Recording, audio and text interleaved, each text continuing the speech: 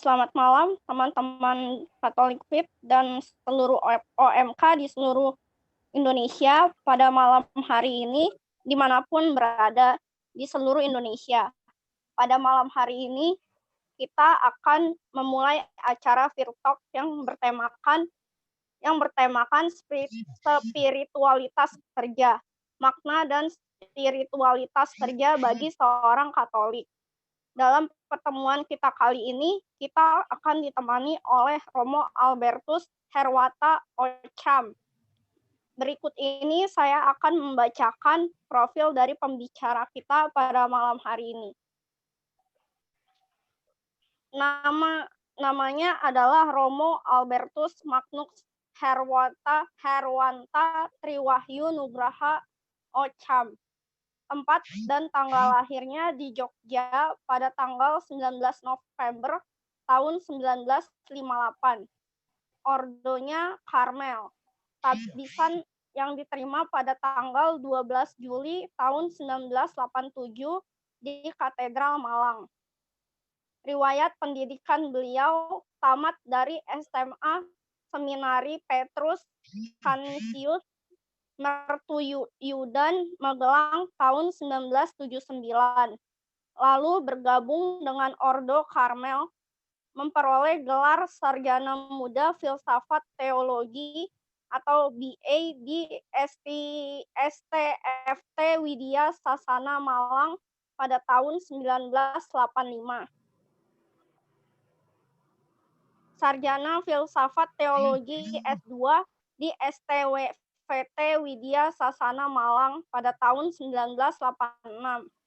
Master Manajemen Pendidikan diperoleh di Universitas Katolik Amerika, Washington DC, Amerika Serikat pada tahun 1993. Riwayat pekerjaan. Mengajar di Sekolah Menengah Katolik Santo Albertus Dempo pada tahun 1987 sampai 1990. Guru Sekolah Menengah Katolik Santo Paulus Jember pada tahun 1994 sampai dengan 1997. Kepala SMAK Santo Paulus Jember tahun 1997 sampai 2002. Dan Kepala SMK Santo Albertus Dempo Malang tahun 2002 sampai dengan 2007. Asisten Jenderal Ordo Karmel untuk wilayah Asia, Australia, Oceania, dan Ketua Komisi Internasional Justice and Peace Ordo Karmel, dan tinggal di Roma, Italia pada tahun 2007 sampai dengan 2013, dan merupakan anggota Board of Trustees dari Titus Brandsma Institute, Manila, Filipina, mulai dari tahun 2016 hingga saat ini. Dan mulai pada tanggal 14 Januari 2015 bertugas sebagai Rektor Universitas Katolik Widya Karya Malang dan mengakhiri tugas sebagai Rektor pada akhir Maret 2020. Baiklah, sebelum kita memulai acara webinar pada malam hari ini, baiklah kita awali dengan doa yang akan dipimpin oleh Romo Albertus Herwanta. Kepada Romo, waktu dan tempat kami persilahkan. Baik, semuanya selamat malam. Malam, Romo. Mari kita berdoa dalam nama Bapa dan Putra dan Roh Kudus. Amin. Allah Bapa yang Maha Baik, kami bersyukur dan berterima kasih atas segala rahmat dan berkat yang Kau berikan kepada kami, terutama atas hidup yang masih boleh kami jalani sampai malam hari ini. Hidup yang Kau berikan kepada kami adalah anugerah, dan setiap anugerah adalah tugas. Dalam hidup kami, Engkau mempercayakan kepada kami tugas lewat pekerjaan kami.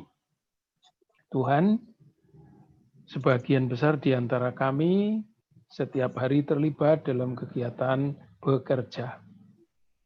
Kerap kali kami bersemangat dalam bekerja, tak jarang kami juga kehilangan semangat dalam bekerja. Kadang kami mempunyai pandangan yang jelas tentang kerja, tapi tak jarang kami juga mengalami kebingungan, kadang-kadang frustrasi dengan pekerjaan. Malam hari ini, Tuhan, kami hendak bersama-sama belajar apa yang sesungguhnya Kau kehendaki dari kami lewat pekerjaan kami. Hadirlah di tengah-tengah kami, bersabdalah dan ajarlah kami dengan kebijaksanaan-Mu, sehingga kami memahami apa sebenarnya makna tujuan pekerjaan yang telah Kau anugerahkan kepada kami.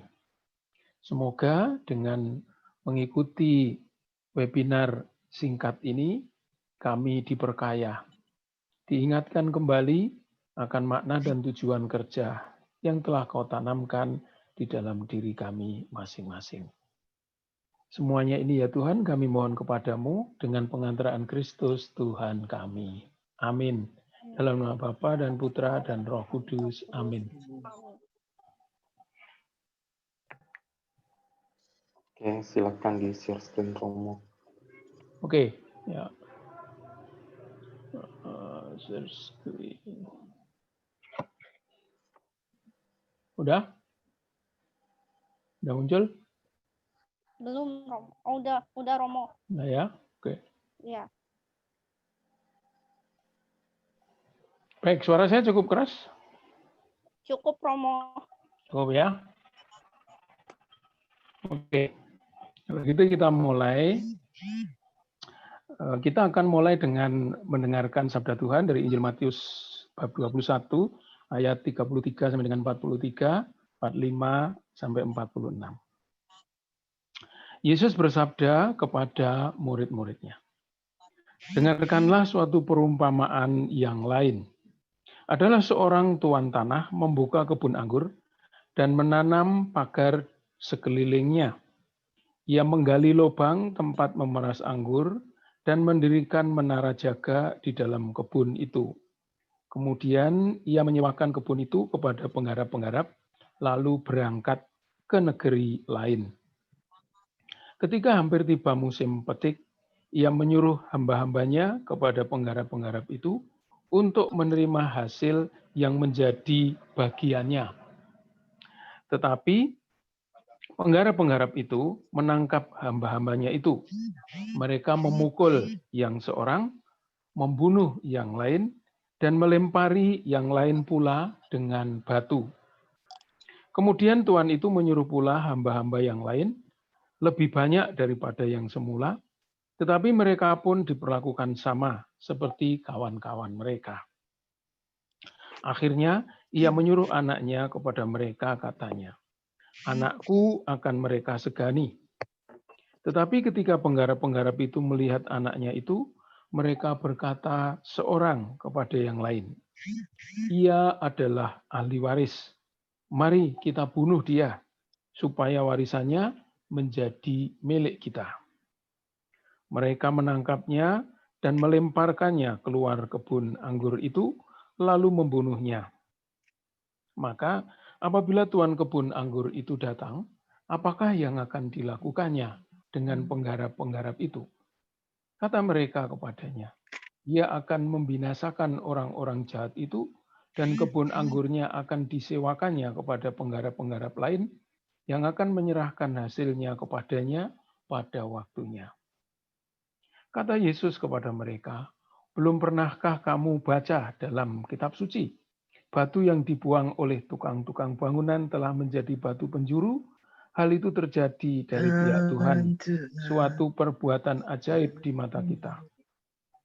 Sebab itu aku berkata kepadamu, bahwa kerajaan Allah akan diambil daripadamu dan akan diberikan kepada suatu bangsa yang akan menghasilkan buah kerajaan itu.' Ketika imam-imam kepala dan ahli orang-orang Farisi mendengar perumpamaan-perumpamaan Yesus, mereka mengerti bahwa merekalah yang dimaksudkannya, dan mereka berusaha untuk menangkap dia, tetapi mereka takut kepada orang banyak, karena orang banyak itu menganggap dia nabi." Demikian Injil Tuhan.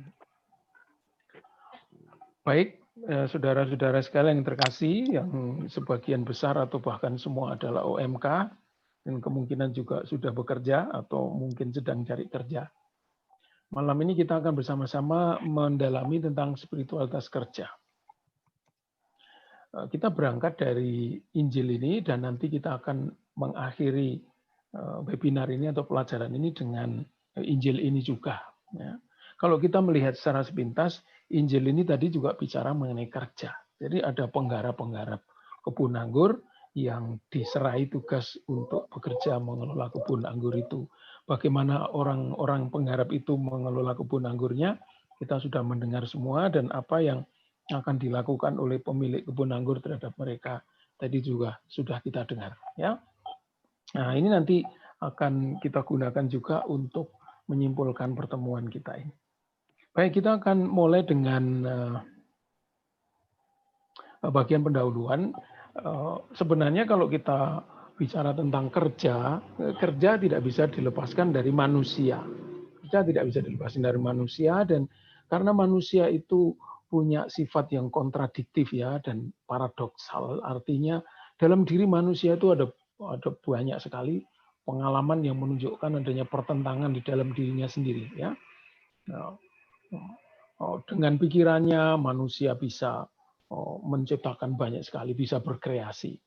Ya, tetapi manusia itu juga mengalami kebingungan sendiri dengan kreasinya. Kalau kita melihat dunia ilmu pengetahuan dan teknologi itu sangat maju dan berkembang ya. Dia sebenarnya yang menciptakan ilmu pengetahuan dan teknologi itu. Tapi kadang-kadang manusia justru menjadi budaknya ilmu pengetahuan dan teknologi. Di situ ada semacam kontradiksi ya. Manusia juga bisa dengan emosinya, dengan perasaannya menikmati seni, tapi hatinya itu juga bisa dikuasai oleh kesedihan dan sebagainya. Jadi di dalam diri manusia itu ada kontradiksi dan paradoks-paradoks yang sangat banyak ya. Nah, ini kita bisa kaitkan juga dengan soal pekerjaan ya. Kita lihat kontradisinya. Jadi manusia itu bekerja. Mereka yang tidak bekerja itu cari pekerjaan ya. Bahkan hidupnya itu sebagian besar dipakai untuk atau mempersiapkan pekerjaan waktu sekolah dan menghabiskan waktunya pada waktu masa bekerja sebelum pensiun. Jadi sebagian besar hidup manusia itu sebenarnya digunakannya, dihabiskan untuk kerja. Kalau tidak persiapan yang melakukan kerja itu. Manusia banyak mencari kerjaan, tetapi ketika mereka sudah bekerja, pekerjaan itu seringkali tidak juga membuat mereka nyaman. Ada yang takut, ada yang khawatir, ya, ada yang merasa was-was juga dengan pekerjaannya. Bahkan banyak pekerjaan itu juga membuat manusia jadi gelisah, jadi bertanya-tanya. Ya. Mereka yang dulu belum sukses, setelah sukses ternyata sukses itu tidak membuat dia menjadi tenang juga. Pekerjaan ternyata tidak menjawab kerinduan manusia yang sesungguhnya. Ya, jadi di satu sisi manusia merindukan pekerjaan, tetapi kadang-kadang kalau dia sudah bekerja, dia bisa jadi bosan dengan pekerjaan, ya, atau bahkan membenci pekerjaannya dan seterusnya. Atau manusia cari pekerjaan, tapi di tempat kerja mereka seringkali mengalami kesulitan dengan rekan kerjanya dan seterusnya, sehingga pekerjaan yang mereka cari itu tidak membuat mereka merasa nyaman dan aman. Ya, ini saya kira pengalaman yang sangat menarik. Ya. Sekarang kita pada saat pandemi ini juga banyak yang mengalami persoalan dengan kerjaan ya, ada yang kehilangan pekerjaan, tapi ada juga orang-orang yang justru di masa pandemi ini menemukan pekerjaan yang baru buat mereka yang sebelumnya tidak diduga. Jadi itulah dinamika dari pekerjaan. Tetapi kita melihat di dalam diri manusia yang penuh kontradiksi dan paradoks itu juga yang terbawa di dalam pekerjaan, ya, dalam melaksanakan pekerjaannya. Oke.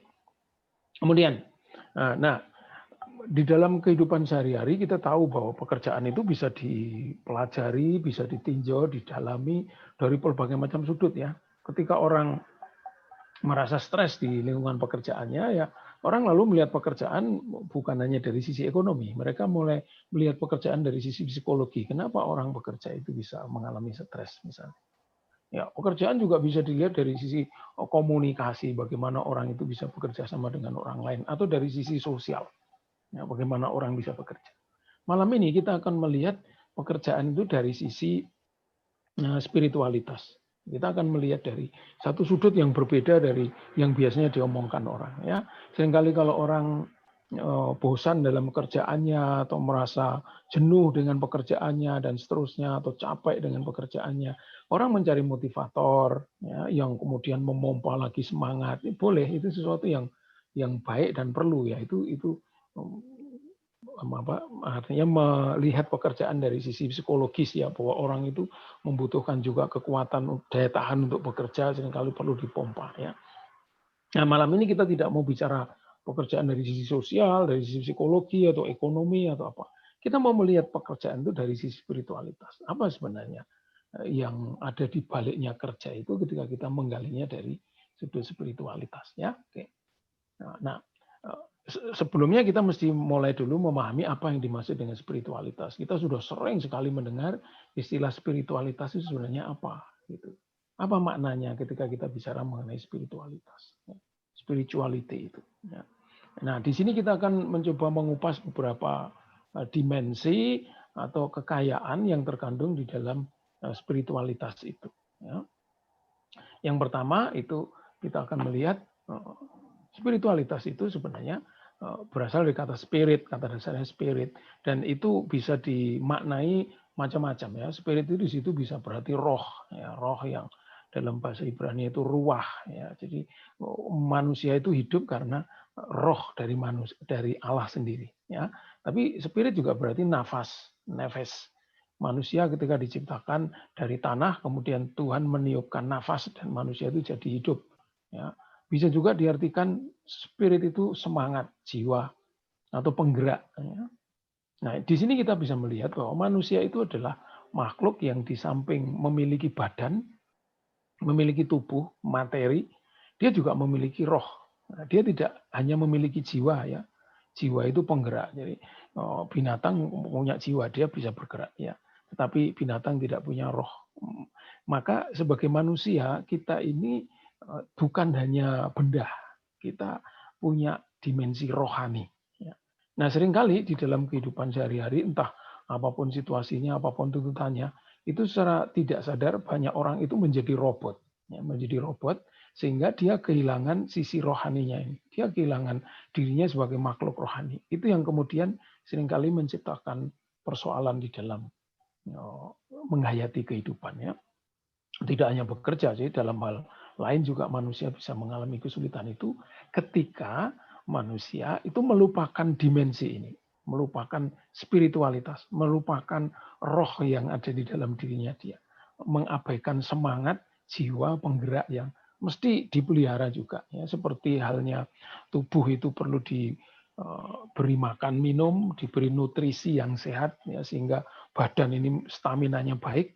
Ya, demikian juga roh manusia itu membutuhkan juga makanan-makanan yang membuat roh itu hidup gitu ya.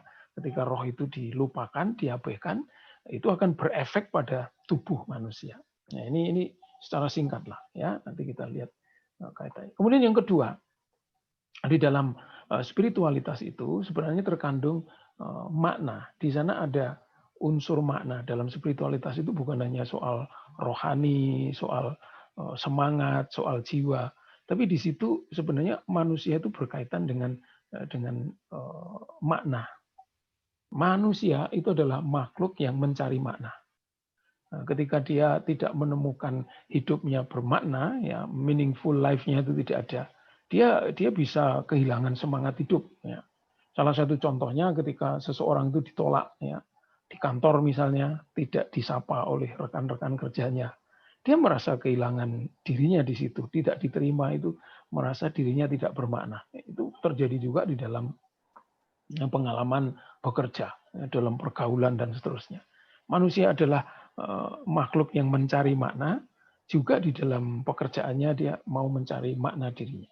Kemudian yang ketiga, di dalam spiritualitas itu ada unsur tujuan. Ketika kita bicara tentang spiritualitas kerja, itu kita juga sebenarnya bicara mengenai tujuan kerja itu apa. Kita manusia yang mempunyai sense of purpose, ya, purposeful life, ya, purposeful life itu sangat penting.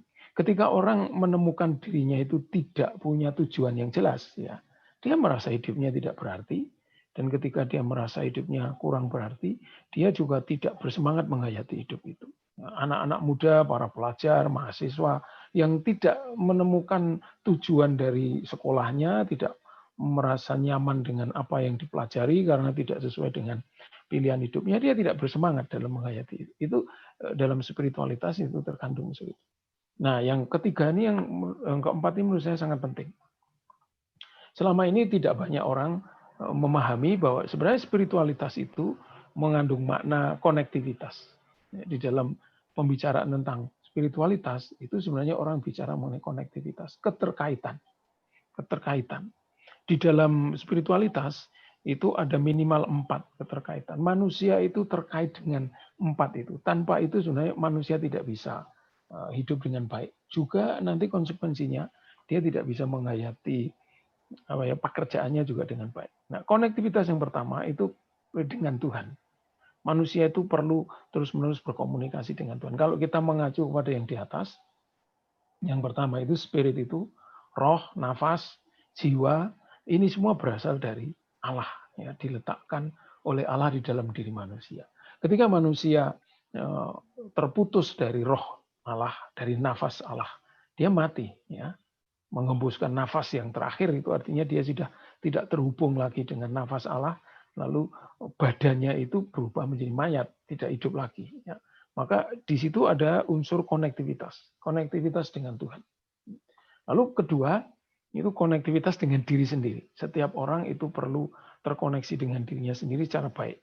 Banyak sekali orang yang sibuk bekerja itu keluar terus, dia hanya konsentrasi dengan segala sesuatu yang eksternal di luar dirinya, tapi dia lupa berkomunikasi dengan dirinya. Nah, dia terputus, konektivitas dengan dirinya itu terputus, dan itu menimbulkan banyak masalah dalam kehidupan. Orang lalu tidak mengenal dirinya sendiri, ya, terasing dengan dirinya sendiri, tidak mengerti apa yang dipikirkan dan apa yang dilakukan. Ya, kalau dia ada di tempat kerja, ya pokoknya dia itu hanya seperti robot tadi, yang menjalankan apa yang diperintahkan dan kegiatan rutin tanpa itu menjadi ekspresi dan aktualisasi diri.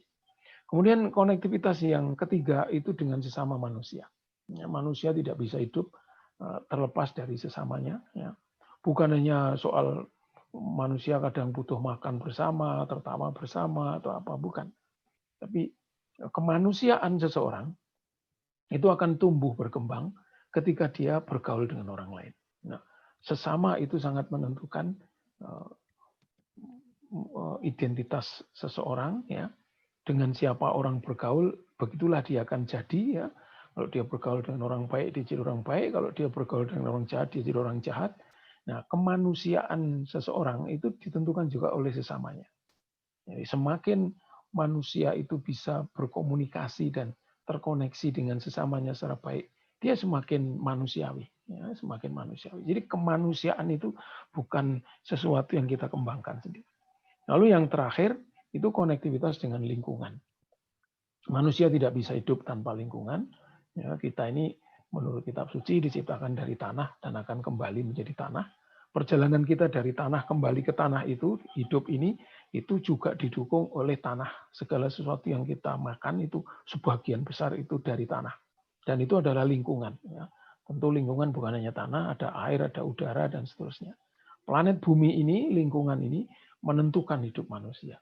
Ketika manusia terlepas dari lingkungannya, dia akan mengalami kesulitan dalam hidupnya. Ya, itu konektivitas. Nah, di dalam konektivitas ini, ya, ada proses di mana manusia itu dibentuk. Ya, ketika manusia itu mau utuh, dia mesti terkoneksi dengan Tuhan, dengan diri sendiri, sesama, dan lingkungan. Nah, konektivitas ini memungkinkan manusia tumbuh menjadi manusia yang makin baik, makin sempurna, makin utuh, ya. Dan di situ orang memperoleh yang namanya keutuhan, wholeness, dan wholeness itu kaitannya juga dengan holiness, kesucian, dan dengan health yang artinya sehat. Ya, jadi manusia itu akan utuh, kudus, dan sehat kalau dia mengembangkan spiritualitasnya. Ini, jadi di dalam spiritualitas itu terkandung unsur-unsur yang sangat penting. Nanti kita akan melihat kaitannya dengan pekerjaan. Itu poin yang pertama secara singkat spiritualitas itu apa. Kemudian kita masuk ke kerja. Tentu agak aneh membicarakan dan membahas ini di lingkungan orang-orang yang sudah kerja. Maksudnya bukan untuk mengajarkan informasi yang baru, tetapi kita mau mencoba bersama-sama melakukan refleksi aja. Kita refleksikan apa sih sebenarnya kerja itu.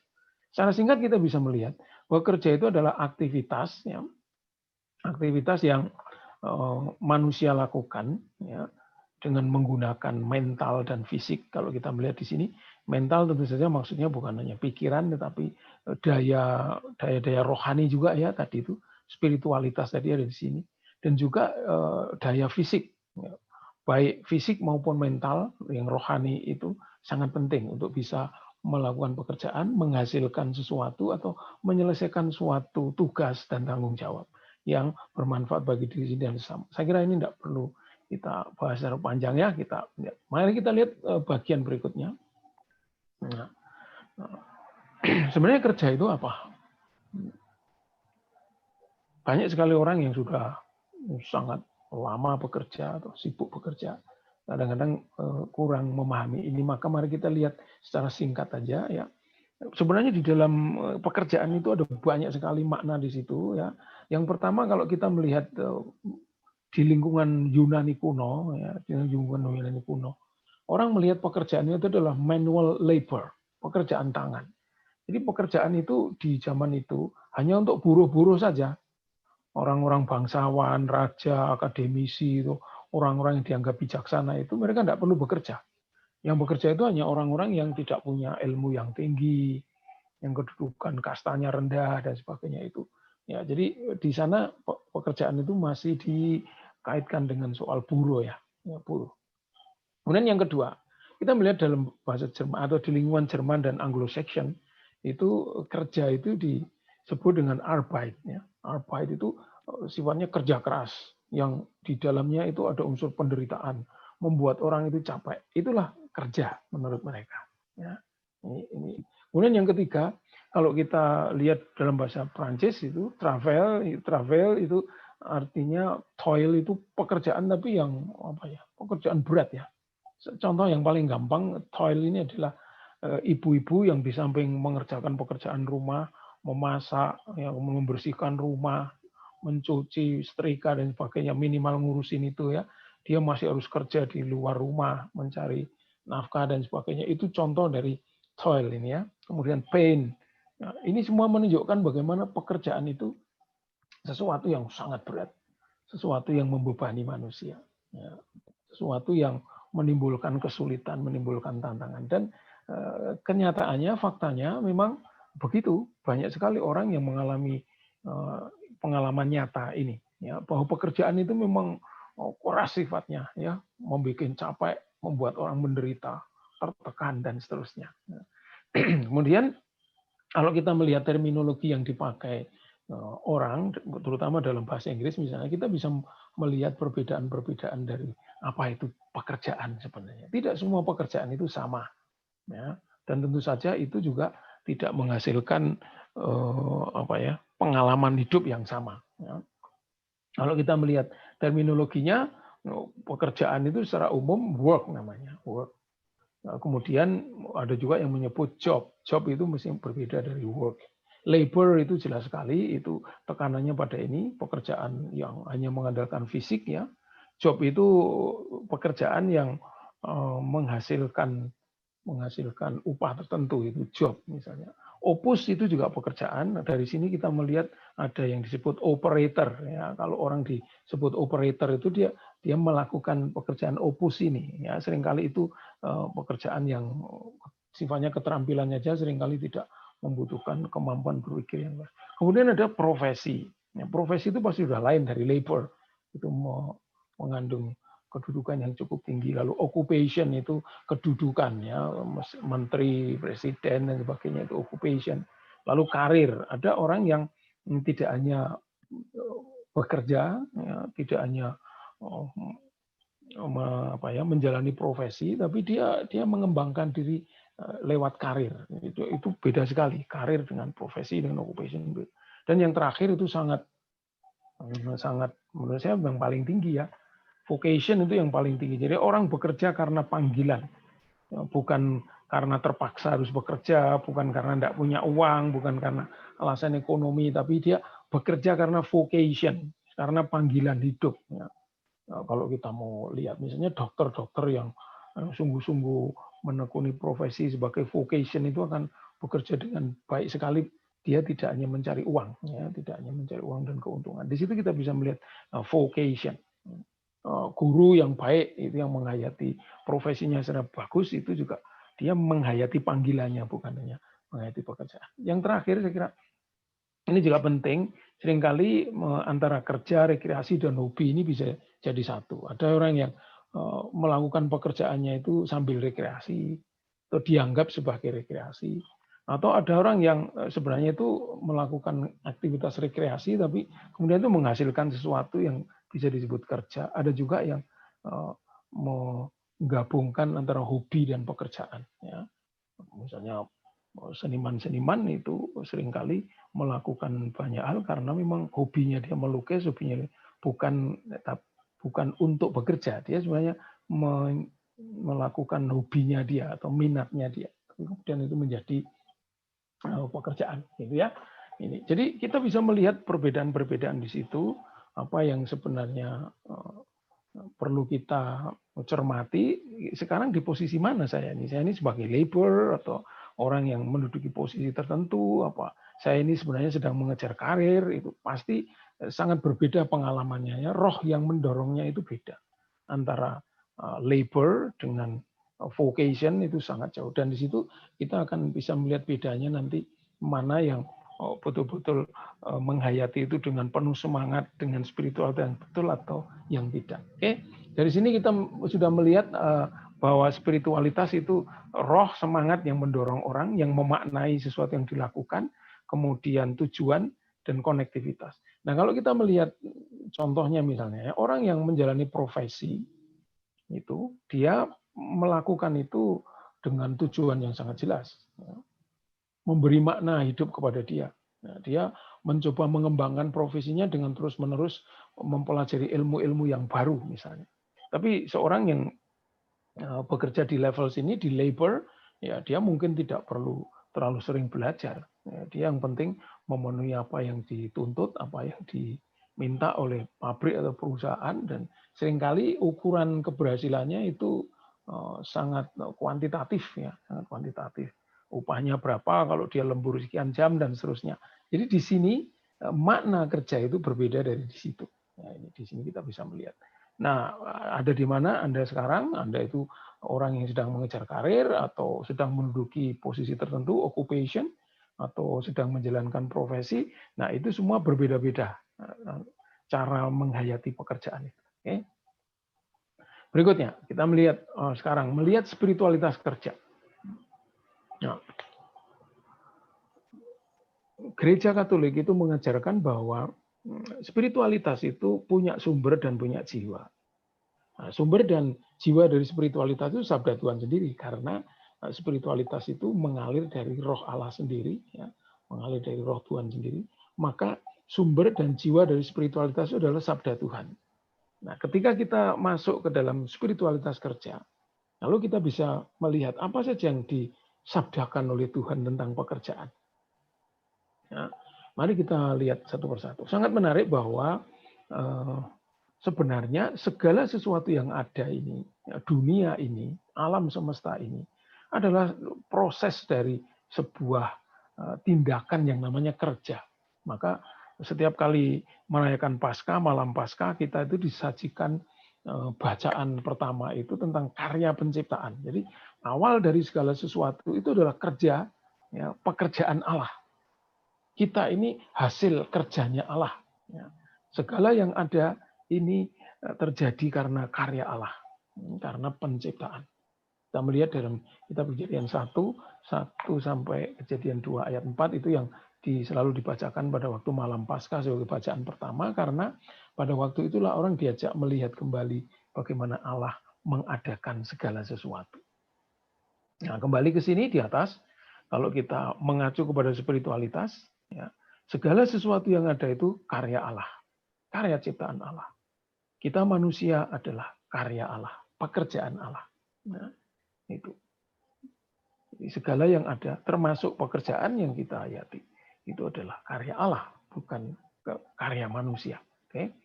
Lalu yang kedua, karya penciptaan itu proses yang suci dan baik. Kalau kita melihat dalam kitab Kejadian 1:1-2 ayat 4 ini, tiap kali Tuhan menciptakan, dia mengatakan bahwa segala yang diciptakannya adalah baik. Segala yang diciptakannya adalah baik. Jadi karya Allah itu baik. Maka di sana ada juga unsur yang namanya kerja dan istirahat. Setelah Tuhan menciptakan segala sesuatu 6 hari, pada hari ke-7 Tuhan beristirahat. Itu kitab Kejadian 2 ayat 1-3. Ya.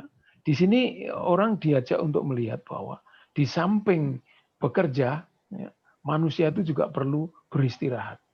Di sini kita melihat dinamika antara kerja dan istirahat. Di dalam Allah yang bekerja itu juga ada yang namanya istirahat. Oke. Kemudian yang ketiga, kalau kita melihat proses ini, segala sesuatu yang ada itu adalah karya Tuhan atau pekerjaan Tuhan. Nah, manusia itu adalah puncak dari kerja, puncak dari karyanya Tuhan. Ciptaan yang dikatakan di dalam kitab suci itu secitra dengan Allah. Sehingga manusia itu juga mampu bekerja, mampu mencipta. Apa yang dilakukan oleh manusia yang mengerjakan itu terkait dengan karya Allah sendiri. Apa yang dilakukan manusia itu sebenarnya mengalir dari Allah sendiri. Oke. Kemudian yang ketiga, kita lihat ini sangat menarik, ya, sangat menarik kalau kita membaca kitab Kejadian 3, 17, 19, ya, yang menceritakan situasi kondisi manusia setelah manusia jatuh ke dalam dosa, itu ada nada yang negatif di situ, ya. Pekerjaan itu dihubungkan dengan kutukan karena manusia jatuh ke dalam dosa, karena kamu mendengarkan istrimu dan sebagainya, maka hidupmu akan susah payah, kamu akan tanah yang sebelumnya itu menghasilkan sesuatu tanpa mereka harus bekerja, itu harus diolah oleh manusia. Jadi pekerjaan itu di situ dianggap sesuatu yang menyusahkan. Bagaimana itu dikatakan sesuatu yang berasal dari Allah itu kalau menyusahkan? Nah, ini kita bisa lihat, ya, hubungannya dengan yang tadi di atas itu. Mungkin ini dipengaruhi juga oleh pandangan filsafat atau pandangan pada waktu itu tentang kerja. Bahwa kerja keras, mengolah tanah itu bukan sesuatu yang ideal. Itu sesuatu yang sifatnya hukuman begitu. Sehingga lalu dikatakan di situ bahwa pekerjaan itu merupakan kutukan. Ya. Ini sangat menarik juga. Jadi di samping pekerjaan itu mempunyai nilai positif di atas ini, ya, 1, 2, 3 ini, ternyata pekerjaan itu juga punya sisi dalam tanda kutip negatif juga, ya. Itu dianggap sebagai kutukan. Kemudian yang keempat, kalau kita masuk ke Perjanjian Baru, Yesus itu berkata, Bapakku bekerja hingga hari ini, maka aku pun bekerja. Jadi Allah yang menjadi manusia itu juga bekerja. Ya, dia bekerja juga seperti Allah Bapaknya bekerja sampai sekarang. Ya, itu saya kira singkat begitu. Kemudian kalau kita masuk ke surat Santo Paulus, itu jelas sekali Santo Paulus itu menegaskan penting dan maknanya kerja. Barang siapa tidak bekerja, hendaknya jangan makan. Ya, 2 Tesalonika 3 ayat 10 itu.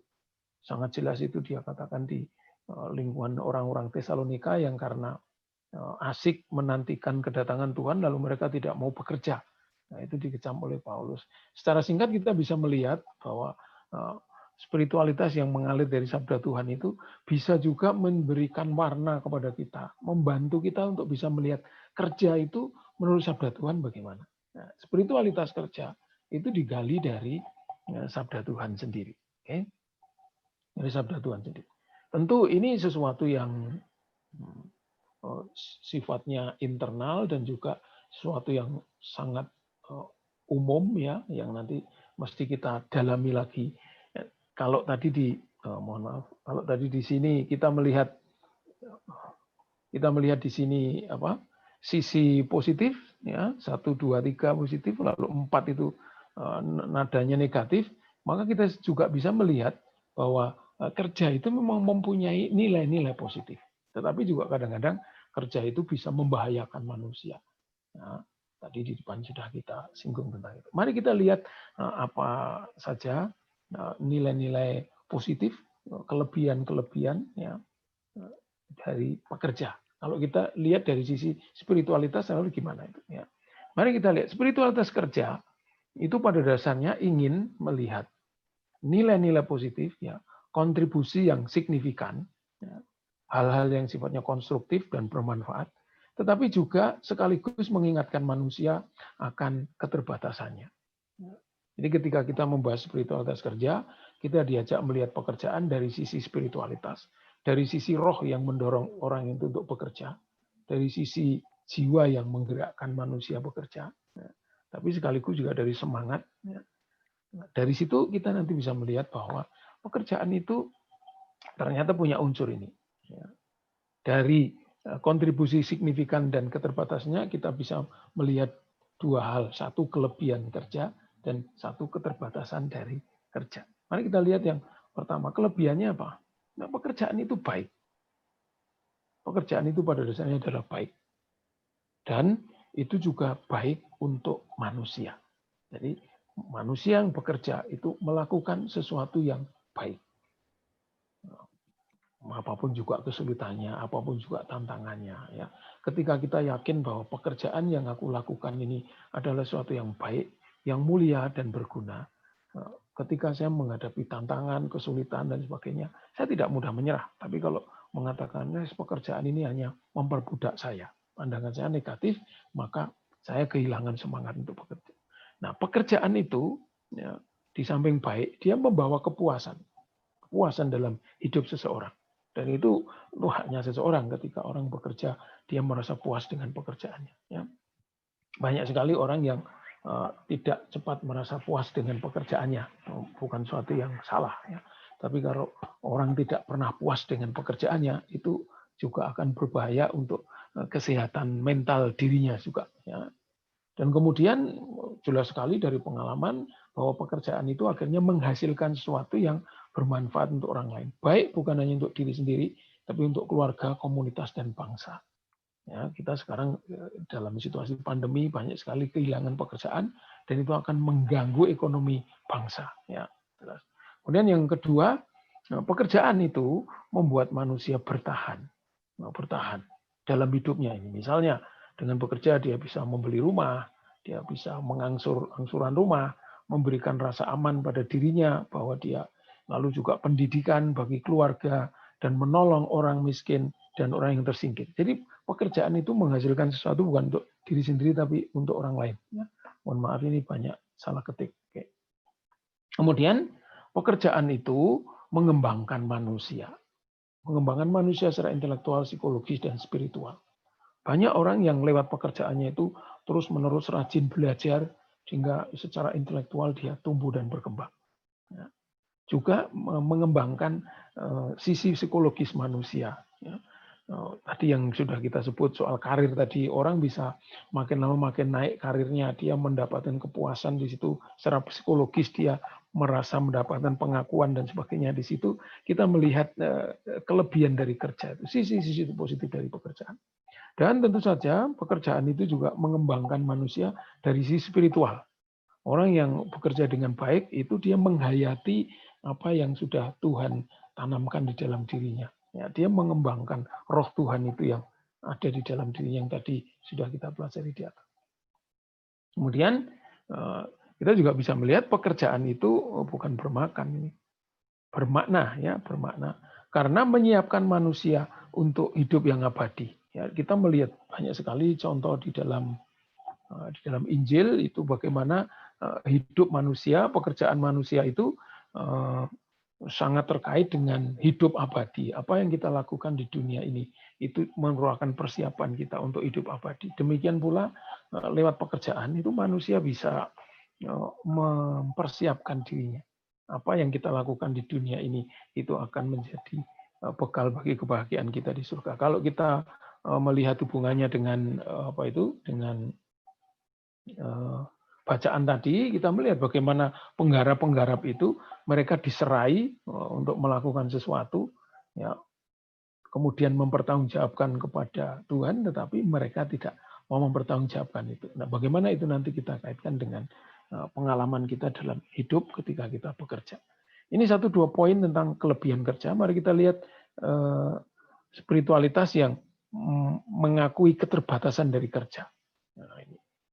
Gereja Katolik sangat cermat sekali dalam mengajarkan tentang kerja ini ya, terutama Paus Yohanes Paulus II ya, Santo Yohanes Paulus II itu sangat tajam ajarannya tentang pekerjaan ya. Mari kita lihat keterbatasannya apa. 1, gereja mengajarkan bahwa pekerjaan itu bukan segala-galanya. Ya, pekerjaan itu bukan segala-galanya. Dan tidak dimaksudkan begitu. Maka jangan sampai ada orang itu yang dalam hidupnya hanya untuk kerja, dan kerja. Seakan-akan hidup ini adalah kerja. Seakan-akan pekerjaan itu adalah segala-galanya. Sehingga orang melupakan yang lain. Ya. Bisa melupakan keluarganya, bisa melupakan temannya, bisa melupakan kesehatan batinnya dan sebagainya, ya, pertumbuhan rohaninya dan sebagainya. Orang sibuk kerja mengira bahwa pekerjaan itu adalah segala-galanya. Bukan. Pekerjaan hanyalah salah satu bagian dari kehidupan ini. Dan yang kedua, pekerjaan tidak dimaksudkan supaya manusia dikuasai oleh pekerjaan itu. Ya. Kita melihat contoh banyak sekali dalam masyarakat itu orang-orang yang obsesif terhadap pekerjaan atau adiktif terhadap pekerjaan, menjadi gila kerja. Ya, kalau orang gila kerja itu dia sebenarnya sudah masuk dalam keterbatasan dari kerja itu sendiri. Kita bekerja bukan untuk menjadi orang yang obsesif terhadap pekerjaan, ya, dan adiktif terhadap pekerjaan. Berikutnya, pekerjaan tidak dimaksudkan untuk menggantikan Allah yang benar dengan ilah sukses. Ya, banyak sekali orang zaman sekarang itu yang dalam hidupnya, dalam pekerjaannya itu mengejar sukses, dan seakan-akan hidup itu untuk itu menyembah sukses itu. Ya, ada juga orang-orang yang sangat ambisius dalam pekerjaannya, ya, sehingga dia tidak peduli menyikut kanan, menyikut kiri, merugikan orang dan sebagainya. Nah, lalu pekerjaan juga tidak dimaksudkan untuk kehormatan, untuk gengsi. Seandainya orang punya profesi, orang punya occupation, orang punya karir, orang menghayati suatu vocation, itu semua bukan untuk kehormatan dan untuk gengsi. Juga bukan untuk pengakuan dan kekuasaan. Tidak berarti bahwa kalau orang punya kedudukan, occupation, orang punya profesi, orang punya karir, dia nggak perlu diakui, perlu. Ya, pengakuan itu penting. Secara psikologis itu bermanfaat. Tetapi pekerjaan kita bukan sesuatu yang kita lakukan untuk pengakuan. Juga bukan untuk kekuasaan. Pekerjaan kita tidak untuk menunjukkan bahwa saya sebagai manajer itu menguasai bawahan saya dan seterusnya. Pekerjaan bukan untuk itu. Berikutnya, pekerjaan ini mesti diimbangi dengan doa dan istirahat. Kalau tidak, akan membuat manusia mengalami yang namanya burnout. Ya. Burnout. Itu apa ya? Kehabisan tenaga. Ya. Lalu despair. Itu apa ya, kekecewaan. Dan merasa kurang bersyukur kalau sebuah pekerjaan itu hanya kerja untuk ambisi, untuk gengsi, untuk sukses, kehormatan dan sebagainya. Orang lupa sebenarnya apa kerja itu dan spiritualitas kerja itu apa. Ya, kurang bersyukur. Maka doa, meditasi, kontemplasi dan istirahat itu bukan tambahan untuk kerja. Kalau kita kembali ke kitab Kejadian tadi, Kejadian 2 tadi, bahwa Allah itu setelah berkarya 6 hari, pada hari ke-7 dia beristirahat. Ya. Istirahat itu bukan hanya sesuatu yang artinya berhenti, jeda. Tapi istirahat itu juga sesuatu yang sifatnya refreshing, sesuatu yang sifatnya memulihkan tenaga manusia supaya dia bisa bekerja lagi. Maka doa, meditasi, kontemplasi dan seterusnya itu bukan tambahan, bukan sesuatu yang harus dilakukan di samping kerja. Tetapi itu hendaknya menjadi jiwa dan pusat dari kerja. Jiwa, pusat dari kerja. Oke, saya kira itu 1-2 poin yang bisa disampaikan di sini. Nah, bagian ini kalau kita melihat keterbatasannya ini, kita bisa ingat akan apa yang diajarkan oleh Paus Yohanes Paulus II, bahwa pusat dari kerja itu adalah manusia. Maka manusia tidak boleh dikuasai oleh kerja, manusia tidak boleh ditindas oleh kerja, manusia tidak boleh diperas oleh kerja, manusia tidak boleh diperbudak oleh kerja. Kerja itu sesuatu yang bermartabat. Kerja itu adalah aktivitas manusia mengambil bagian dalam karya penciptaan Tuhan, sesuatu yang sifatnya kreatif, sesuatu yang sifatnya membangun, sesuatu yang sifatnya mengembangkan diri manusia. Ya, itu di situ kita melihat poin-poinnya, ya. Mungkin nanti kita bisa mendalaminya dalam tanya jawab dalam diskusi, ya, supaya nanti. Nah, kita lihat di sebelum diskusi saya buat kesimpulan di sini, ya, bagian penutup. Spiritual kerja mengajarkan tentang nilai positif dan keterbatasan kerja. Bahwa pekerjaan itu mengalir dari Allah. Pekerjaan itu adalah anugerah Allah. Dia bukan sesuatu yang dipakai untuk merugikan manusia, tapi untuk menguntungkan manusia. Pekerjaan itu mulia dan bermanfaat bagi manusia, baik bagi diri sendiri maupun bagi sesama. Dan yang terakhir, ini sangat penting, bekerja itu mesti dilakukan secara benar dan mulia, sesuai dengan yang Tuhan ajarkan, sehingga membawa manusia kepada kebahagiaan, kesempurnaan, dan keselamatan. Nah, kalau kita kembali ke Injil yang tadi dibaca, itu sudah sangat jelas bahwa penggarap-penggarap itu tidak melakukan pekerjaan seperti yang dikehendaki oleh tuannya. Dia justru menyerang balik ke tuannya itu dan menganggap itu menjadi miliknya. Apa yang dikerjakan menjadi miliknya, dan itu ladangnya itu menjadi miliknya. Itu yang sekarang bisa kita jumpai sebagian dalam hidup manusia sekarang, menganggap bahwa pekerjaan ini adalah pujaannya dia. Pekerjaan itu adalah miliknya dia. Pekerjaan itu menjadi ilahnya dia. Nah, sehingga manusia justru tidak mendapatkan keuntungan, sesuatu yang positif, konstruktif, dan kontributif untuk manusia yang tadi sudah disebut di atas, tetapi justru pekerjaan itu kemudian merugikan manusia. Itu 1-2 poin yang bisa saya sampaikan. Mungkin lebih baik kita tanya jawab aja, karena kalau tanya jawab itu nanti akan bisa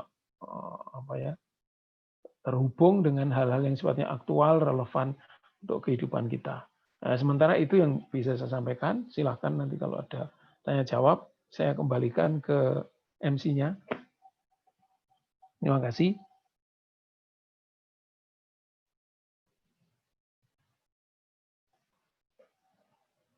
Oke, terima kasih Romo. Ini ada beberapa pertanyaan. Ya. Untuk sesi tanya jawab ini, yang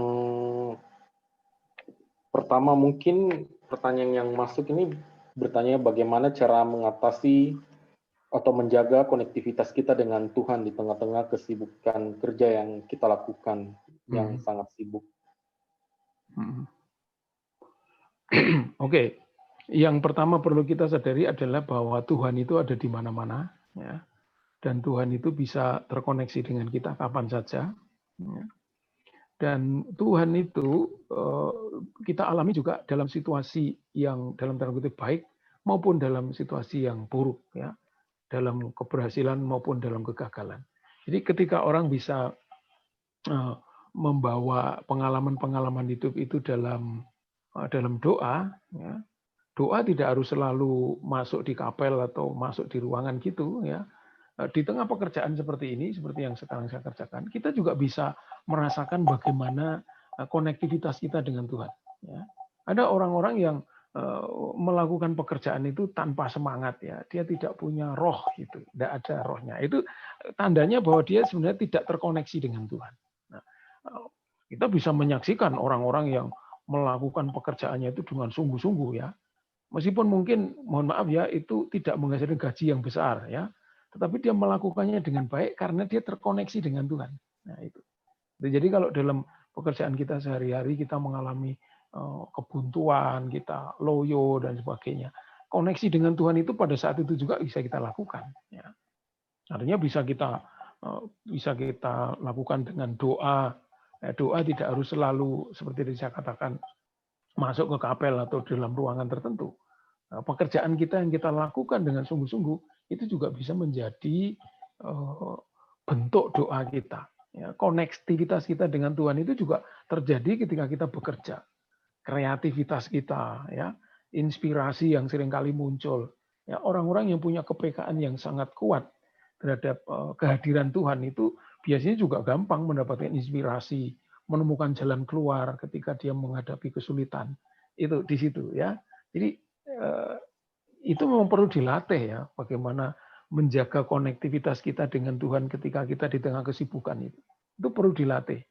Karena banyak orang itu ketika bekerja, dia tenggelam di dalam pekerjaannya itu. Lupa bahwa dia sedang bekerja. Lupa bahwa dia adalah subjek kerja.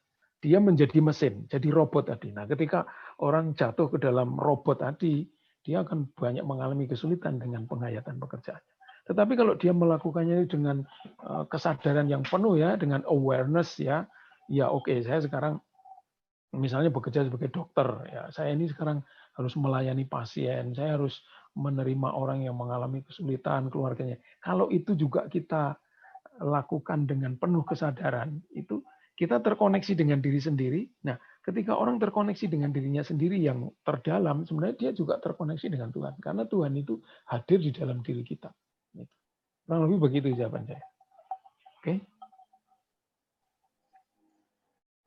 Oke, terima kasih Romo. Kemudian ada pertanyaan kedua ini, sometimes ada titik di mana dalam pekerjaan yang kita tekuni, kita cenderung bersikap egois untuk mendapatkan posisi atau jabatan. Bagaimana cara menyikapi hal ini dalam menyimbangkan antara ambisi pribadi dan konektivitas kita antar sesama manusia dari kacamata spiritualitas kerja? Iya, pertama spiritualitas itu mengajarkan kepada kita keseimbangan, ya, balance, ya. Spiritualitas itu mengajarkan kepada kita keutamaan-keutamaan, dan keutamaan itu berdiri di tengah, ya. Orang Latin bilang virtus stat in medio. Kebijaksanaan itu, keutamaan itu berdiri di tengah. Kalau kita sudah ekstrem dalam arti hanya memikirkan diri sendiri, mengabaikan yang lain, itu kita sudah mulai imbalance sebenarnya. Nah, kita itu bisa sukses, kita bisa meraih prestasi, itu perlu diingat bahwa itu juga karena jasa orang lain, ya. Nah, maka ketika di kantor itu seseorang ingin meraih prestasi, ingin meraih posisi yang lebih tinggi, itu tentu saja itu hak seseorang, ya. Kita dipanggil juga untuk bertumbuh dan berkembang. Tetapi pertumbuhan kita itu jangan sampai membuat kita menjadi egois gitu. Ya, kita perlu mempertimbangkan itu juga gitu. Bagaimana karir saya ini tidak merugikan orang lain. Ya, saya kira kita bisa membedakan dengan jelas itu. Apakah saya ini sekarang melakukan sesuatu yang sifatnya ambisius, ya, dengan cara menyingkirkan orang-orang yang di sekitar saya, atau saya mengembangkan diri saya dalam komunikasi yang baik dengan orang lain. Ya. Seringkali tidak mudah karena di dalam dunia modern sekarang yang dalam tanda kutip itu sudah menanamkan di bawah sadar kita bahwa hidup ini adalah kompetisi, ya, itu seringkali tidak mudah, ya, menghayati itu. Tetapi faktanya juga banyak orang yang bisa sukses itu tidak dengan cara dalam tanda kutip merugikan sesamanya gitu. Maka kalau itu kita hayati di dalam kantor, dalam perusahaan di mana ada orang banyak, ya tentu kita perlu juga menjalin komunikasi yang baik dengan orang-orang lain itu. Lalu begitu. Oke. Oke. Terima kasih Romo. Terus di sini ada pertanyaan berikutnya yang bertanya bagaimana caranya menanggapi pekerjaan melalui spiritualitas kerja, di mana ada beberapa orang yang mencari kerja itu susah untuk mendapatkan, dan ada beberapa orang yang mudah mendapatkan kerja, malahan berpindah-pindah dari kantor yang satu ke kantor yang lainnya.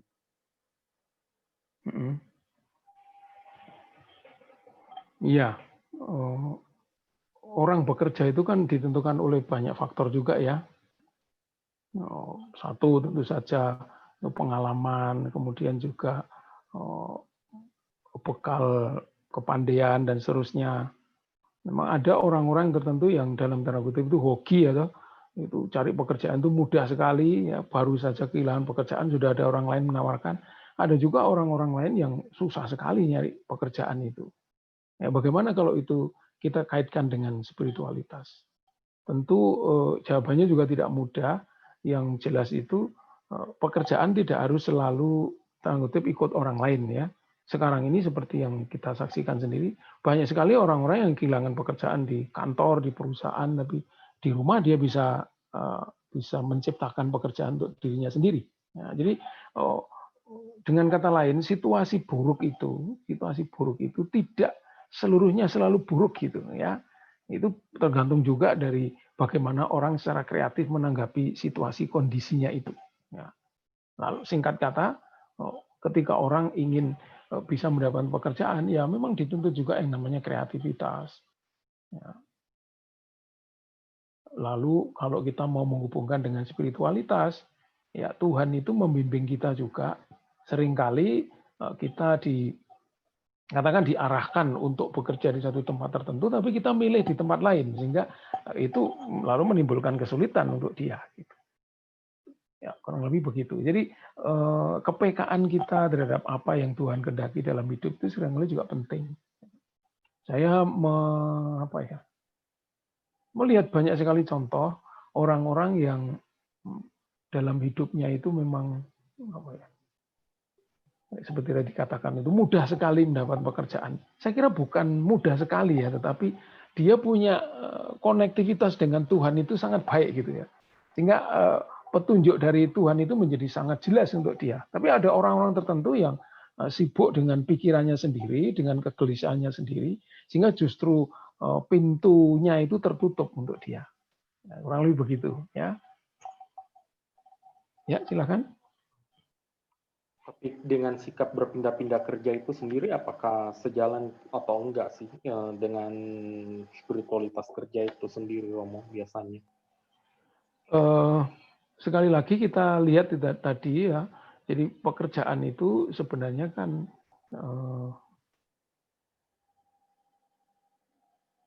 cara manusia berpartisipasi dalam pekerjaan Tuhan sendiri. Manusia itu diciptakan secitra dengan Tuhan, diberi kemampuan untuk bekerja, mencipta, berkreasi seperti Tuhan sendiri.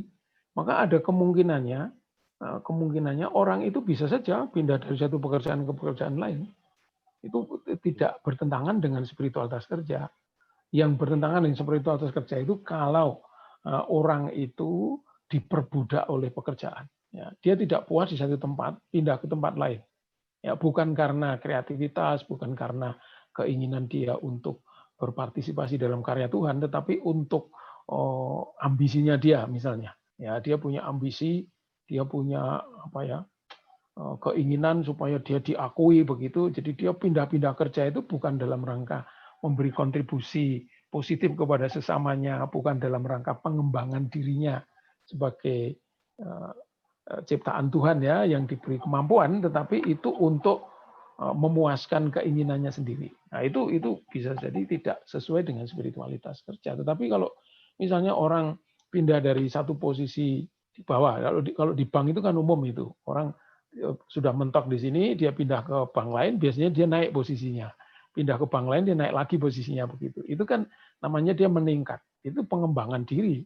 Dan dengan mengembangkan diri, dia bisa memberi kontribusi lebih kepada orang lain. Ya, untuk keluarganya juga, untuk masyarakatnya juga. Jadi pindah-pindah kerja tidak selalu bertentangan dengan spiritualitas kerja. Tergantung tujuannya apa. Ya, makna yang mau dicari apa di dalam perpindahan kerja itu. Maknanya apa, tujuannya apa. Lalu sejauh mana itu terkoneksi dengan Tuhan. Apakah itu sesuatu yang dia mau persembahkan untuk Tuhan, ya, untuk sesamanya, atau hanya untuk diri sendiri. Nah, itu kan juga kita bisa lihat. Ya, konektivitasnya bagaimana? Kalau itu hanya untuk diri sendiri saja, dia nggak peduli pada sesamanya, seringkali karena pindah-pindah kerja mau mengejar ambisinya itu, dia mengorbankan keluarganya dan sebagainya. Di situ lalu spiritualitas kerjanya dia itu dipertanyakan. Oke. Oke. Kemudian di sini ada juga pertanyaan Romo mau tanya bagaimana menanggapi PSK. Ada perihal orang-orang yang terpaksa terpaksa untuk bekerja di bidang yang salah. Bagaimana cara tepat untuk mengalihkan atau keluar dari pekerjaan itu? Ya, tentu kita perlu melihat pekerjaan itu kan ada banyak sekali sisi dan manfaatnya ya. Pertama, tentu salah satu alasan orang bekerja itu memenuhi kebutuhan ekonominya misalnya, dan ekonominya sendiri maupun kebutuhan ekonomi keluarganya, ya kan? Kadang-kadang situasinya itu sangat mendesak. Saya kalau menuruti keinginan saya untuk bekerja sesuai dengan bidang saya, ya mungkin setahun ke depan, 2 tahun ke depan saya belum tentu dapat pekerjaan. Itu berarti saya menganggur. Kalau saya menganggur, berarti saya merugikan keluarga saya, merugikan mungkin masyarakat saya dan sebagainya. Karena orang menganggur itu kan makan dari rezekinya orang lain kan itu. Satu itu. Nah, ketika kesempatan untuk mencari pekerjaan yang sesuai dengan minat dan bakatnya dan kemampuannya itu belum tersedia, ya orang mesti harus realistis menerima pekerjaan yang sekarang dia miliki. Gitu. Tapi dalam kesempatan itu dia bisa terus-menerus mengupayakan supaya suatu saat dia bisa melompat bekerja di tempat lain yang sesuai dengan pekerjaannya, tergantung situasi dan kondisinya, kecuali kalau dia masih single atau dan sebagainya gitu ya, masih ada yang dalam tanda kutip menjamin hidupnya, mungkin dia bisa saja menunggu sampai cocok dengan dengan minat, bakat dan panggilannya begitu. Tapi kalau dia situasinya begitu banyak keterbatasannya dan ada begitu banyak tuntutan, ya dia pasti realistis ya. Sekali lagi, orang bekerja bukan hanya untuk dirinya sendiri, tapi dia bekerja itu antara lain untuk sesamanya. Ya. Kadang-kadang dengan bekerja di bidang yang tidak sesuai itu orang seringkali berkorban lebih banyak daripada kalau dia bekerja sesuai dengan bakatnya. Nah, kemudian ketika dia menghayati itu sebagai persembahan kepada Tuhan, meskipun itu bagi dia mungkin tidak menyenangkan, tidak cocok dan sebagainya. Tapi itu bisa menjadi suatu persembahan yang baik untuk Tuhan ya, bahwa saya sebenarnya tidak kerasan di sini, tetapi saya mau berkorban supaya saya bisa menghasilkan sesuatu, saya bisa menyumbang sesuatu, bisa berkontribusi entah untuk diri saya, keluarga saya atau untuk masyarakat. Itu bisa begitu. Jadi di situ kita lalu bisa menemukan spiritualitas kerja yang lebih luas ya. Jadi itu. Di situ lalu orang melihat bahwa lewat kerja yang tidak sesuai dengan minatnya itu, orang sebenarnya bisa mempersembahkan sesuatu kepada Tuhan juga. Oke?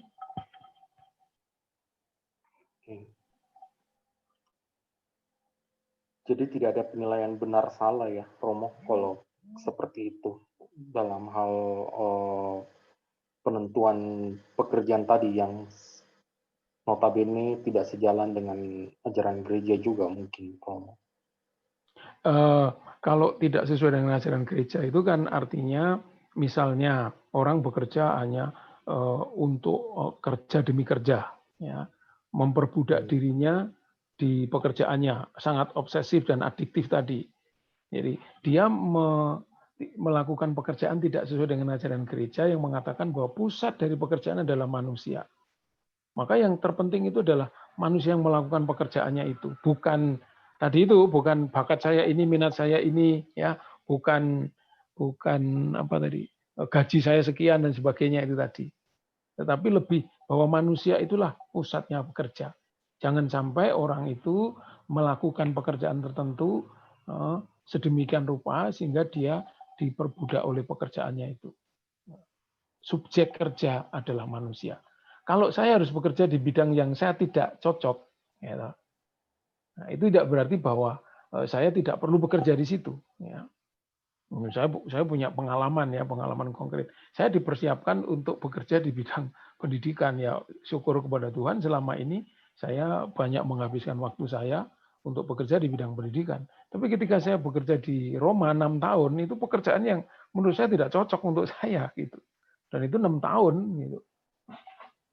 Meskipun demikian saya tidak merasa wah saya ini sekarang tersesat di sini, saya nggak niat mengerjakan ini. Semua saya kerjakan meskipun itu tidak mudah ya, tidak mudah. mohon maaf saya sharing sedikit ya kan.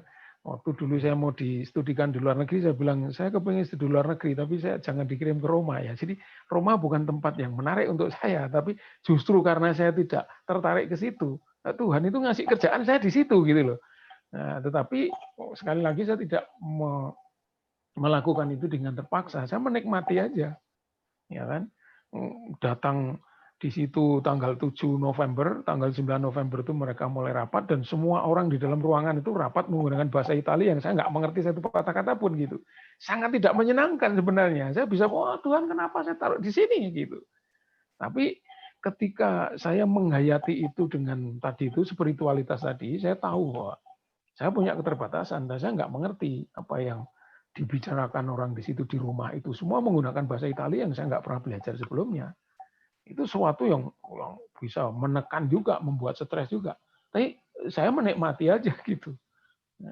Seperti itu ya. Jadi seringkali pekerjaan itu adalah panggilan kita. Kalau pas cocok dengan bidang kita ya. Dan menariknya sekarang di zaman modern ini kan tidak banyak orang itu yang bekerja di bidang sesuai dengan studinya misalnya, sesuai dengan ijazahnya misalnya. Banyak sekali orang yang ijazahnya A kerjanya bidang B. Orang ijazahnya C kerjanya di D, tapi mereka juga bisa menikmati dan mereka bisa berhasil gitu. Artinya tidak harus setiap orang itu mesti kerja sesuai dengan bidangnya, bisa jadi Tuhan menghendaki dia kerja di bidang lain gitu. Keterbukaan kita terhadap Tuhan itu juga penting dilihat di dalam pekerjaan itu. Gitu kurang lebih. Terima kasih Romo. Kemudian ini tadi Romo juga ada katakan Tuhan memberikan tanggung jawab kepada manusia untuk mengelola atau bekerja sesuai dengan kitab Kejadian. Tapi malah memberikan kesulitan atau dalam melakukan pekerjaan itu ketika dia jatuh ke dalam dosa. Kalau dalam konteks kitab Kejadian itu bagaimana ya Romo? Terus di bawahnya ini ada juga pertanyaan bersambung. Kalau Sunday menurut dia itu katanya nih bukan karena dosa, tetapi kesulitan yang dihadapi manusia ini lebih kepada sebab akibat yang dilakukan oleh manusia. Bagaimana caranya menanggapi ini, Romo? Menanggapi yang mana ya? Yang pertama aja dulu mungkin, Romo. Yang pertama Tuhan adalah manusia untuk bekerja, tapi malah memberikan kesulitan kepada manusia dalam melakukan pekerjaan itu ketika jatuh ke dalam dosa.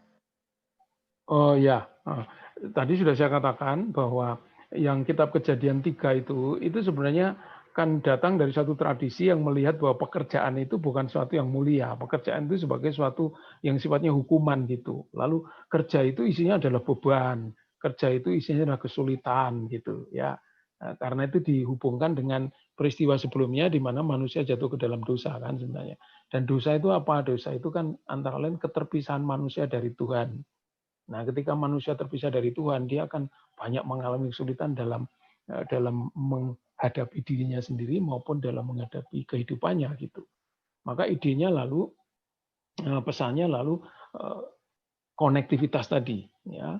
Tuhan itu tidak memberikan kepada kita kesulitan melampaui kemampuan kita. Selama kita menjalin relasi kita dengan Tuhan, banyak sekali itu hal yang dalam pengalaman konkret itu terjadi ketika orang itu memang dekat dengan Tuhan. Itu banyak sekali cara yang bisa diambil untuk menghadapi kesulitan itu. Tentu tidak berarti bahwa Tuhan itu kalau kita ikut Tuhan itu pasti kita bebas dari masalah, bukan. Tuhan tidak menjanjikan kita bebas dari masalah, tapi Tuhan menyertai kita dalam menghadapi kesulitan-kesulitan hidup kita itu.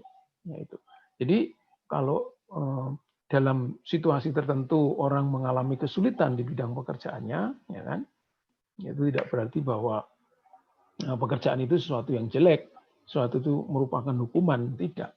Tetapi itu bisa menjadi kesempatan di mana manusia itu menemukan bagaimana Tuhan menolong dirinya ketika dia bisa terbuka terhadap kehadiran Tuhan dalam hidupnya itu. Yang kedua? Masih berlanjut, yang kedua tadi itu apakah kesulitan di dalam kerja itu bisa juga dilihat dari kacamata sebab akibat dari tindakan atau perilaku manusia itu sendiri? Bisa saja. Jadi kesulitan-kesulitan yang timbul di dalam pekerjaan kita itu bisa juga berasal dari kelemahan kita, berasal dari kesalahan kita. Ya. Bisa saja. Itu bisa menjadi akibat dari suatu sebab tertentu ya. Misalnya kita melakukan kesalahan lalu terjadilah kesulitan di situ. Kalau itu yang dimaksud ya. Nah, mungkin yang bertanya perlu menjelaskan apa yang dimaksud itu sebab akibat itu.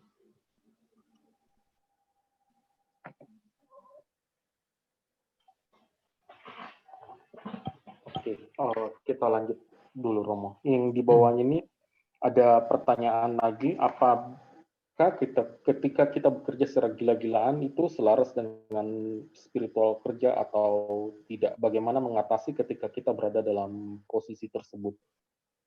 Ketika kita harus lembur dan bekerja berjam-jam dan mungkin over hour ya, sudah sampai lewat jam kerja ya mungkin. Ya, saya kira prinsipnya seperti tadi sudah dikatakan di dalam kitab Kejadian 2:1-3 tadi, bahwa pada hari ke-7 Allah itu beristirahat. Ya, artinya idenya di situ betapa pentingnya istirahat. 1, 2, kalau orang sudah bekerja melampaui kemampuannya, itu berarti dia kan sudah mulai diperbudak oleh pekerjaan. Itu sesuatu yang sudah mulai kurang tepat menurut saya. Tapi tidak berarti bahwa orang dilarang lembur, enggak. Ya, lembur itu kan ada macam-macam alasannya, ya kan? Ada karena misalnya akhir tahun itu orang harus lembur, misalnya menyelesaikan laporan keuangan, misalnya itu sesuatu yang sifatnya insidental. Saya kira boleh aja. Gitu. Tapi kalau sepanjang tahun dia lembur terus, itu namanya dia nggak kerja, dia memperbudak dirinya sendiri gitu. Ya. Ada saat-saat tertentu di mana orang memang harus menyediakan waktu lebih, tenaga lebih untuk menyelesaikan pekerjaannya. Itu tidak masalah menurut saya. Tetapi karena ketika itu sudah menjadi kebiasaan, ya dia lembur terus, nggak lembur, nah itu namanya dia akan kerja melampaui apa yang sebenarnya diperlukan kan gitu. Tapi bagaimana kalau itu dari kacamata orang yang memberikan pekerjaan atau perusahaan mungkin yang punya kebijakan seperti itu terkadang? Bagaimana caranya menyikapi? Nah, kalau itu memang dalam tanda kutip itu seperti sudah diatur menjadi trennya perusahaan, ya kita mesti secara cerdas menghadapi itu. Ya, bagaimana menyelesaikan pekerjaan-pekerjaan lemburan itu dengan tetap memperhatikan dalam tanda kutip kesehatan diri dan sebagainya, ya mengimbangi itu dengan ya artinya kalau katakan lemburnya itu tambahnya 3 jam, 4 jam, 5 jam misalnya, ya jangan sampai 5 jam itu digunakan untuk melembur saja gitu. Kita mesti menciptakan variasi lah, variasi dalam diri kita. Singkatnya seperti yang tadi dikatakan di dalam kitab Kejadian itu, sediakan juga waktu istirahat, karena waktu istirahat ini untuk memelihara hidup manusia gitu, supaya manusia tidak jatuh dalam perbudakan pekerjaan tadi gitu, supaya tidak diperbudak oleh pekerjaan. Sekali lagi intinya adalah bahwa manusia adalah subjek kerja. Dia tidak boleh ditekan atau dirugikan martabatnya karena kerja. Ya, meskipun lembur juga bisa dilakukan secara kreatif sih. Ada orang bisa menciptakan suasana sedemikian rupa sehingga pekerjaan lembur itu tidak membebani dia. Dia bisa happy aja mengerjakan itu. Ya, itu 1-2 tips lah katakan gitu ya, kalau mau menciptakan sendirilah saat istirahat yang diperlukan. Jangan sampai prinsipnya jangan sampai diperbudak oleh pekerjaan. Terus yang pertanyaan berikutnya ini, bagaimana caranya kita keluar dari rasa burnout atau despair yang kita alami ketika bekerja atau berada di dalam tekanan kerja yang terus-menerus? 1, itu kalau misalnya ada weekend dan sebagainya gitu ya, jangan lagi di saat weekend itu masih kerja, bawa kerjaan dari kantor ke rumah misalnya. Ciptakan variasi. Ciptakan variasi itu 1. Lalu kedua, orang itu bisa burn out karena dia mengulangi pekerjaan-pekerjaan itu terus. Ya. Itu kejenuhan itu lahir karena dia repetitif ya, repetitif. Maka lalu perlu juga orang itu menciptakan kreativitas, menciptakan variasi begitu, menciptakan variasi. Misalnya yang paling gampang ya, itu kadang-kadang orang itu ada yang mekanistis sekali, masuk kantor lewat situ, keluar kantor lewat situ. Bagaimana caranya dia menciptakan supaya suasana itu jadi baru gitu ya, itu bisa. Nah, lalu tadi itu belajar lagi sesuatu yang baru, melihat pekerjaan yang membuat burnout itu dari sudut lain, ya, sehingga itu tampak menjadi sesuatu yang baru begitu. Ya, itu juga yang saya lakukan waktu di Roma itu begitu. Kalau udah jenuh itu kita mengerjakan sesuatu yang lain sebentar lah gitu ya. Misalnya minggu ini saya sudah mengerjakan pekerjaan X ini sampai teler misalnya ya. Kerjakan sesuatu yang sedikit variatif ya di luar itu. Beberapa jam atau 1 hari begitu. Itulah sebenarnya idenya istirahat itu kan itu. Ini istirahat itu bukan hanya sekedar berhenti sebenarnya. Istirahat itu antara untuk memulihkan kekuatan, untuk belajar lagi sesuatu yang baru, nah, untuk menghindari burnout tadi sebenarnya gitu. Jadi itu ide apa ya? Ide rohaninya dari istirahat itu sebenarnya itu antara lain. Begitu ya. Oh, itu sangat menarik itu kalau di kota besar itu orang jenuh itu bisa dimengerti itu karena hidup kita itu repetitif sekali gitu. Pengulangan terus gitu. Betapa pentingnya kita ini menciptakan kreasi-kreasi baru gitu. Dan biasanya orang itu selalu seger gitu ya, itu karena dia selalu melihat hidup ini secara baru, tidak ada yang membosankan. Gitu. Itu kurang lebih. Oke, terima kasih Romo. Kemudian pertanyaan berikutnya ini bagaimana menyikapi pengakuan atau keinginan untuk dihargai supaya tidak jatuh ke dalam kesombongan atau ya gila kekuasaan mungkin.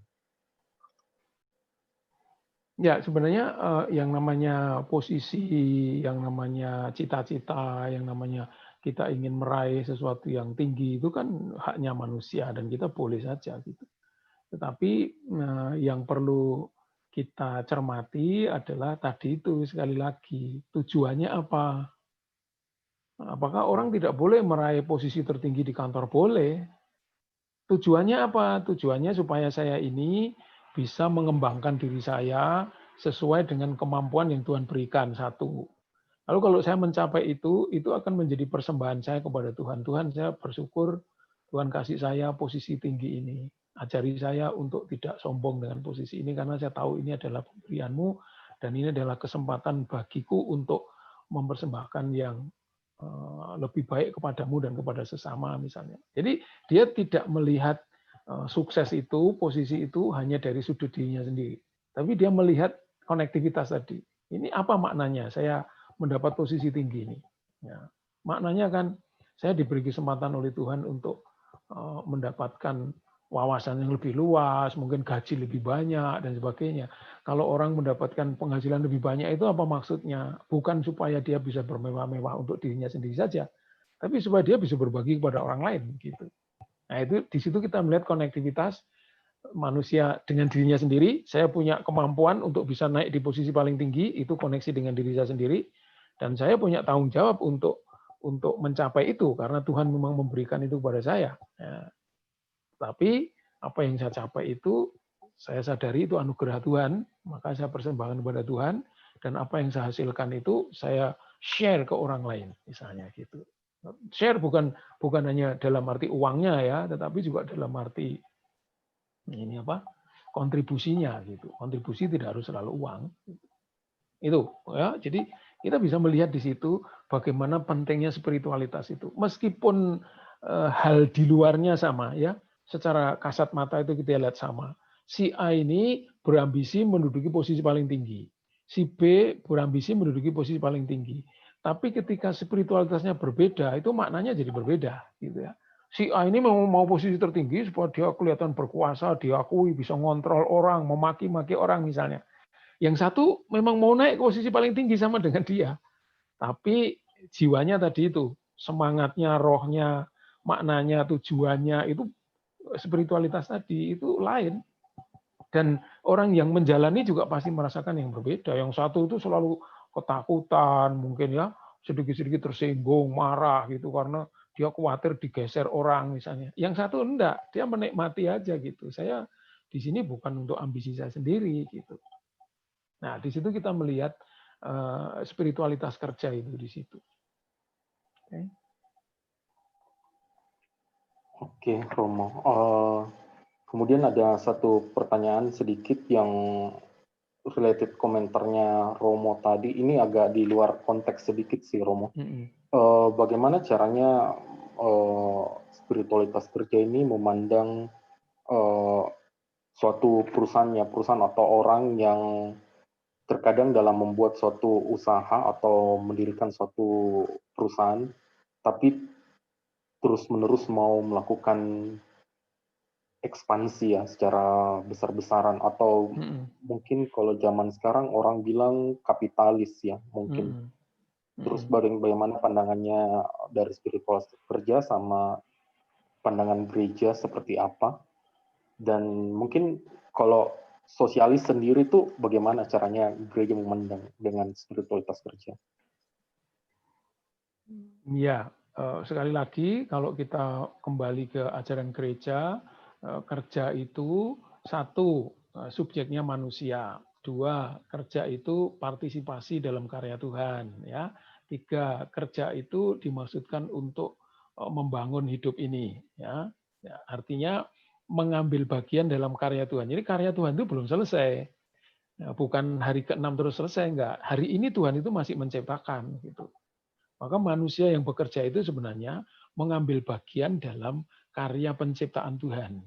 Ya, Tuhan itu masih menciptakan sampai sekarang. Nah, apa yang Tuhan mau ciptakan ya segala sesuatu yang baik tadi. Ya, misalnya kalau di bidang ekonomi apa ya, kesejahteraan gitu. Ekspansi perusahaan boleh nggak? Boleh. Kenapa nggak boleh? Kalau saya diberi anugerah Tuhan misalnya untuk memiliki 10 perusahaan dan sekarang saya masih punya 1 perusahaan. Ketika saya berhenti di 1 perusahaan, mungkin nanti saya ditanya oleh Tuhan, kamu dulu saya beri 10 kok cuma dibikin 1 gimana sih? Kan kalau kamu bikin 2, 4, 5, 6, 7 kan kamu bisa menyerap tenaga kerja lebih banyak. Kamu bisa memberi kontribusi kepada masyarakat lebih banyak. Ya kan? Jadi kenapa kamu cuma berhenti di 1 gitu? Nah, beda dengan orang yang sudah punya perusahaan 1 sangat besar, mau punya 10 ya supaya bisa menguasai banyak orang.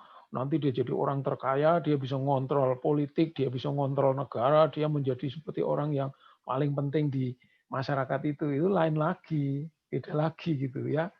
Ya, sekali lagi kembali ke prinsip tadi, spiritualitas tadi. Roh yang mendorong apa? Kalau roh yang mendorong itu adalah semangat bahwa saya memang dikaruniai banyak, talenta saya banyak, dan orang yang dianugerahi banyak itu juga dituntut banyak gitu. Jangan sudah terima studi di luar negeri sekian tahun, dikasih dana sekian tahun, pulang cuma kerjanya di pegawai tukang bersih-bersih, itu nggak bener kan gitu loh. Contoh anunya ya, contoh kasarnya gitu ya. Nah, maka apapun yang dilakukan manusia itu perlu dilihat dari sisi spiritualitasnya tadi. Kalau spiritualitasnya rohnya benar, yang dikerjakan itu juga pasti maknanya benar, manfaatnya juga benar. Tapi kalau rohnya sudah salah, semangatnya sudah keliru, ya bersaing dengan perusahaan lain, saya mau mematikan perusahaan itu supaya dia mati kalau saya lebih gede, nah itu sudah pasti dia tidak membangun kesejahteraan kan, gitu. Contohnya. Oke. Mungkin ini pertanyaan yang terakhir, Romo. Jika suatu pekerjaan yang didapat itu sudah berusaha sebisa mungkin, walaupun hasilnya kurang, apakah bisa dibilang orang tersebut kurang spiritual? Apakah hasil dari kerja bisa ekuivalen secara materi dengan spiritualitas kerja seseorang? Bagaimana cara mengatasi hal demikian, Paul? Apa yang harus diterapkan supaya bisa searah dengan spiritualitas kerja yang lebih dewasa? Ya, spiritualitas kerja itu lebih berbicara tentang makna pekerjaan, tujuan pekerjaan, ya tadi sudah dijelaskan itu, lalu konektivitas dan lain sebagainya. Hasil dari suatu pekerjaan itu tidak selalu segaris dengan spiritualitas kerja, ya, belum tentu. Ada orang yang menghayati pekerjaan itu dengan baik, dengan persembahan kepada Tuhan, disertai dengan doa dan sebagainya. Ini belum tentu gajinya itu lebih banyak, yang dihasilkan lebih besar, belum tentu gitu. Nah, lalu spiritualitas itu di mana fungsinya ketika orang itu bekerja dengan sudah kerja keras begitu, hasilnya masih sedikit, bagaimana? Ya, dia memaknai pekerjaan bukan hanya untuk tujuan ekonomi saja. Dia memaknai pekerjaan sebagai bagian dari pekerjaan Tuhan sendiri, gitu. Ya, itu misalnya salah satu jawabannya ya. Jadi bagaimana pekerjaan itu meskipun dihayati dengan spiritualitas yang baik, belum tentu dia menghasilkan sesuatu yang dalam tanda kutip lebih banyak daripada yang tidak gitu. Bahkan kadang-kadang faktanya itu orang-orang yang kerjanya tidak benar, ya, korupsi dan lain sebagainya, kolusi, nepotisme, hasilnya lebih gede daripada orang yang kerjanya lurus-lurus gitu. Nah, itu contoh konkret. Tapi sekali lagi, meskipun luarnya itu sama, kalau spiritualnya berbeda, dia maknanya juga berbeda. Nah, nilainya di hadapan Tuhan juga berbeda, sudah pasti. Ya, itu kurang lebih begitu. Oke, terima kasih Romo. Mungkin ini kita masuk ke sesi penutup. Mungkin nanti akan didampingi oleh teman saya. Oke.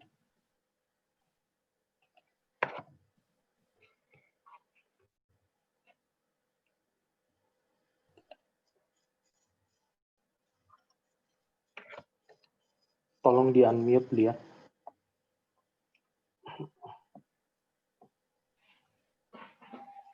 Saya mengucapkan terima kasih kepada Romo Albert atas pembahasannya yang sangat bermanfaat. Dan saya juga berterima kasih atas kehadiran peserta webinar yang telah setia mengikuti webinar ini, baik melalui Zoom ataupun IG Live kami.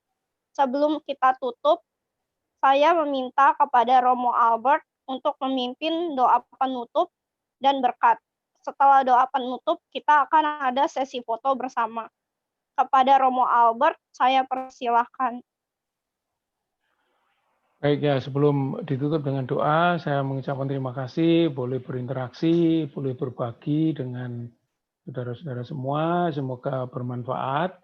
Mohon maaf kalau ada banyak kekurangan di sana-sini, ya mungkin omongan saya agak jelas, omongan saya terlalu cepat, atau itu PowerPoint-nya banyak salah-salahnya tadi ya. Moga-moga semuanya bermanfaat untuk digunakan dalam hidup sehari-hari, terutama dalam pekerjaan ya. Moga-moga bisa melihat sesuatu yang baru, sesuatu yang menyegarkan untuk bisa lebih bersemangat lagi bekerja sesuai dengan spiritualitas kerja yang diajarkan oleh gereja. Oke, mari kita tutup dengan doa. Dalam nama Bapa dan Putra dan Roh Kudus. Amin. Tuhan Allah yang Maha Baik, Sang Pencipta dan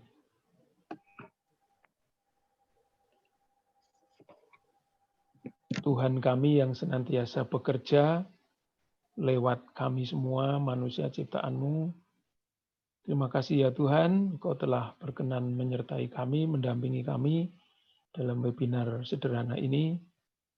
Kami bersyukur bahwa Engkau mengajar kami tentang pekerjaan dan boleh melihat kembali, merenungkan kembali pekerjaan kami. Semoga segala sesuatu yang boleh kami pelajari lewat webinar ini menyegarkan kami, membuka wawasan kami, memperkaya kami, dan terutama menyemangati kami untuk bisa menghayati pekerjaan-pekerjaan kami dengan lebih baik untuk kami persembahkan kepadamu dan kepada sesama dalam semangat cinta kasih, seperti Engkau sendiri mengajar kami, agar kami mencintai Dikau dan sesama seperti kami mencintai diri sendiri. Tuhan, kami mohon berkat-Mu untuk hari-hari selanjutnya, untuk pekerjaan-pekerjaan kami. Semoga kami senantiasa dapat menghayati pekerjaan kami itu untuk memuji dan memuliakan Dikau dan untuk membangun serta melanjutkan karya ciptaan-Mu bersama Engkau sendiri. Berkati kami dan sertai kami dengan rahmat dan berkat-Mu. Demi Kristus Tuhan dan pengantara kami. Amin. Amin. Tuhan sertamu Dan sertamu juga. juga. Semoga saudara dan saudari, keluarga, karya pelayanan, dan seluruh perjuangan dalam hidup yang akan datang senantiasa dilindungi, dibimbing, dan diberkati oleh Allah yang Maha Kuasa, Bapa dan Putra dan Roh Kudus. Amin. Terima kasih Romo. Ini kita Terima sesi. kasih Romo. Silakan buka kameranya, kita foto sebentar sekali. 1, 2, 3.